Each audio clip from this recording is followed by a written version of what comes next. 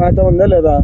మేత లేక నీళ్ళు లేక అల్లడం సార్. మేము అసలు కొత్త వానలు లేవు, మేపు లేక అల్లాడుతున్నాం.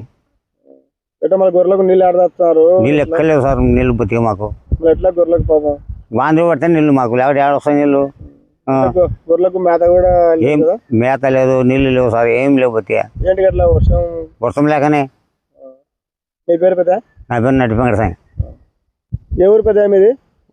సంజ్ఞాల. ఏ ఊరు పెద్ద మీది? గోరకల్ మండలం సంజ్ఞాల సార్ మాది.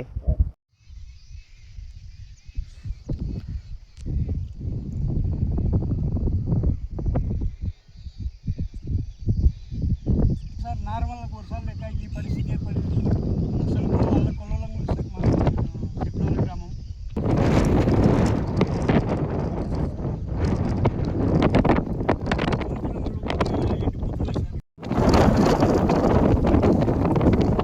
వర్షానికి పత్తి నాటినాం సార్.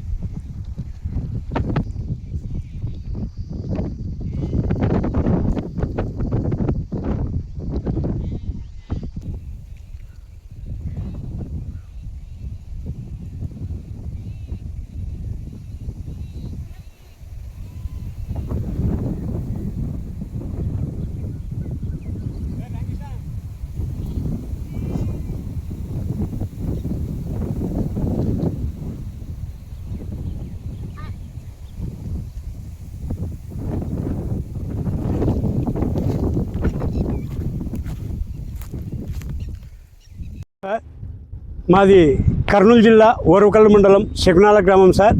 ఈ శకునాల గ్రామంలో నాకు ఒక 3 ఎకరాలు మాత్రమే ఉంది సార్. ఈ 3 ఎకరాలలో నేను పత్తి వర్షాలు వస్తాయని చెప్పేసి ధైర్యం చేసి పత్తి నాటుకున్నాను.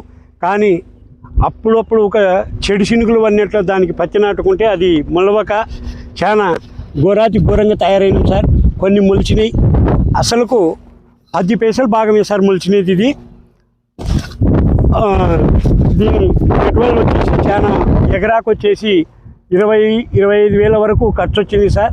మందులు, గొర్రెలు ఆపుకోవడాలు, ఎరువులు తోలుకోవడాలు, మందులు వేసుకోవడాలు ఇవల్ల కూడా వచ్చినాయి సార్. అసలు చాలా ఘోరంగా ఉంది సార్ మా బతుకులకు మీరే న్యాయం చేస్తారని, ప్రభుత్వమే న్యాయం చేయాలని మనస్ఫూర్తిగా కోరుకుంటున్నాం సార్.